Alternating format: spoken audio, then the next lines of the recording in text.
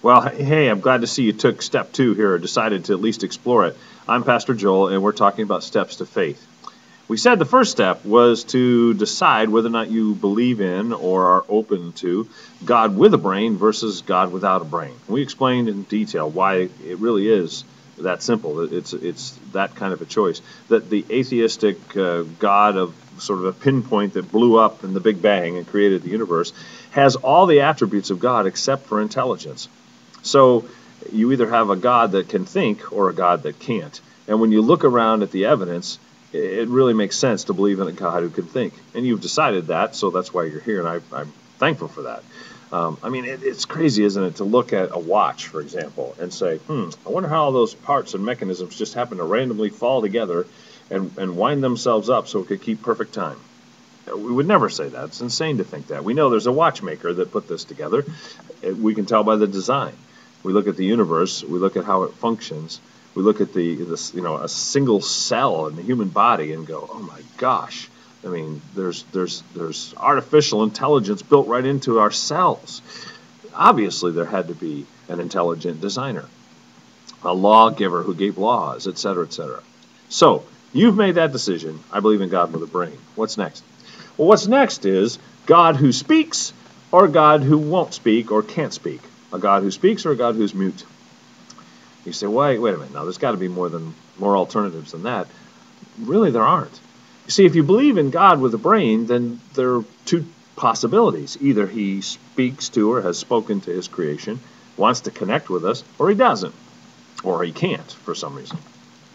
The deist, theologically, says, well, God made everything, and then he disappeared. He took off. He took a vacation. He went to the other side of the universe and played pool. We don't know what he's doing, but he's not doing anything here. He's left it alone to kind of develop or evolve on its own, and whatever happens, happens. If it works out, it does, and if it doesn't, it doesn't. He may watch once in a while or kind of peer in with a telescope or something, but he's really not interacting with us, and he's not communicating with us in any meaningful way.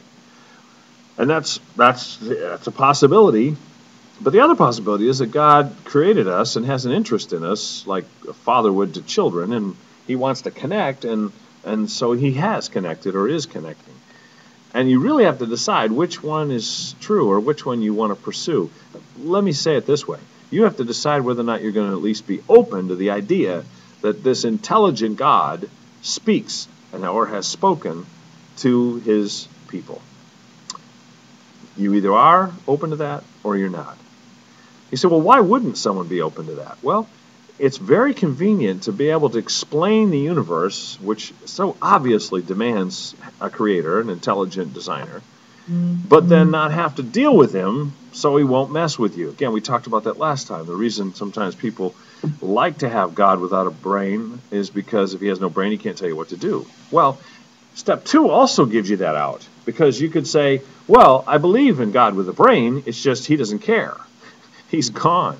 He's like an absentee father, gives birth to you and then disappears. And some of you have had that tragedy, and that's horrible, and I feel for you and pray for you because I've worked with lots of people in that situation. It's not a happy thing, and it wouldn't be happy for our universe either if God did that, except that for some, it would at least give them the freedom of making up their own mind about right and wrong, and making up their own religion or their own sense of obligation or responsibility, family, defining family or marriage or anything, the way we want to define it, as opposed to the way he defines it. So God, who's mute, because he can't or won't speak, is attractive if you want to do your own thing. But does the evidence suggest God, who doesn't speak or can't speak, who is disinterested or disconnected? No, it doesn't. In fact, the very existence of religion and emotion and relationship and feeling makes you sort of, look in the direction of a God who cares and a God who feels and a God who cares enough to interrelate and communicate. See, we have within us a built-in desire to worship something or someone greater than ourselves. Where does that come from? We see it as far back as human history can be recorded or is understood. We see it today, and I'm sure we'll see it in the future. We see people wanting to worship Why is that? You say, well, I don't know if I believe that. Go to a rock concert and tell me you don't see people who want to worship. Go to a football game, 15 degrees below zero, and there are people, half naked, painting their body different colors and screaming, wearing fuzzy wigs and, just acting like complete fools. Why? They're worshiping. They're worshiping football players who are greater than they could be physically. And we're worshiping musicians who sing better than we could sing in the shower. We want to worship something or someone greater than ourselves. Where did that come from? Could it have been built in as part of that intelligent design? And if it was built in, why, if God's intent was to say, see ya, and never speak? Now, everything points to the idea that he speaks and wants to be spoken to. But you have a choice. You can pursue that and say, well, yeah, okay, I'm open to that. Where has he spoken and to whom and how? And how does he speak today? Or you can just shut it off and say, nope, I choose to believe in a God who doesn't speak. And he's disinterested and disconnected, and I'm going to do my own thing.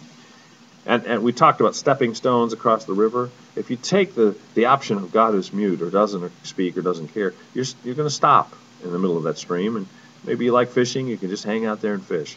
But your journey of faith is ended.